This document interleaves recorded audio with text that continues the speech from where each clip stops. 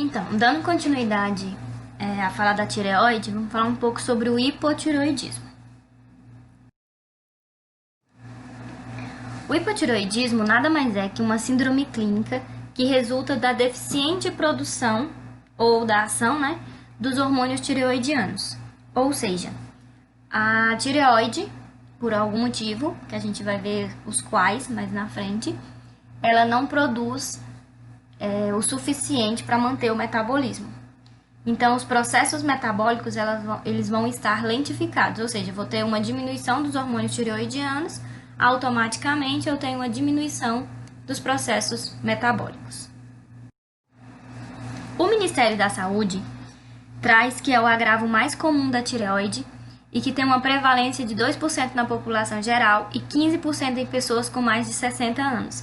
E que esse percentual ele aumenta à medida que se aumenta a idade. É mais frequente em mulheres que em homens, numa proporção mais ou menos de 8:1. Ele traz que não se sabe exatamente o porquê, mas acredita que poderia ser porque as mulheres procuram mais os centros de saúde, procuram mais atenção médica que os homens. Então, quanto à sua classificação, ele pode ser classificado como primário, secundário, terciário e congênito. As literaturas, elas agrupam o secundário e o terciário como hipotireoidismo central. Por quê? O secundário ele está relacionado a causas hipofisárias e o terciário a causas hipotalâmicas. Então, como é difícil o diagnóstico específico se a causa do hipotireoidismo é por uma deficiência da hipófise ou se a causa é por uma deficiência hipotalâmica, então eles agrupam como hipotireoidismo central. Então, o hipotireoidismo primário. O hipotireoidismo primário ele é responsável por 95% dos casos de hipotireoidismo, ou seja, é o hipotireoidismo mais comum. Tem uma prevalência de 9,4% em mulheres, numa faixa etária de 35 a 44 anos, e de 19,1% naquelas com 75 anos de idade ou mais. Como eu falei anteriormente, à medida que a idade avança, o percentual também cresce. Ele resulta de condições que interfiram diretamente sobre a tireoide, ou seja, processos congênitos, autoimune, uma diminuição na disponibilidade de iodo ou de outros fatores relacionados ao metabolismo, à produção dos hormônios tireoidianos, vão levar ao hipotireoidismo primário. Como a gente pode ver na figura, existem os feedbacks de alça.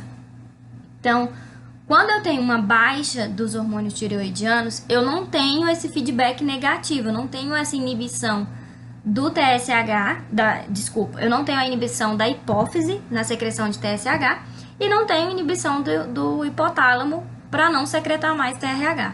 Então, eu vou ter uma elevação do TSH e esse TSH vai ficar numa hiperestimulação da tireoide para ela produzir os hormônios tireoidianos, que é o que vai dar algumas características específicas do quadro clínico que as meninas vão explicar mais na frente.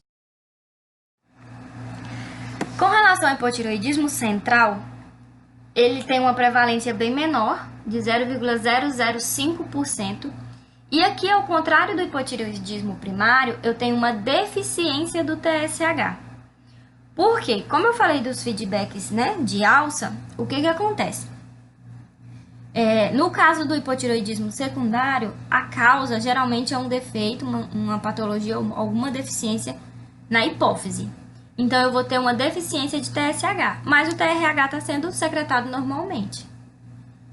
Quando eu tenho o hipotireoidismo terciário, eu tenho uma deficiência hipotalâmica, ou seja, eu tenho lá no eixo, lá no início da cascata, digamos assim, o hipotálamo não está secretando TRH. Se eu não tenho TRH, eu não tenho estimulação da hipófise, eu não tendo estimulação da hipófise, eu não tenho secreção de TSH, eu não secretando TSH, eu não tenho estímulo para a tireoide produzir. O hipotireoidismo congênito ele está relacionado ao recém-nascido.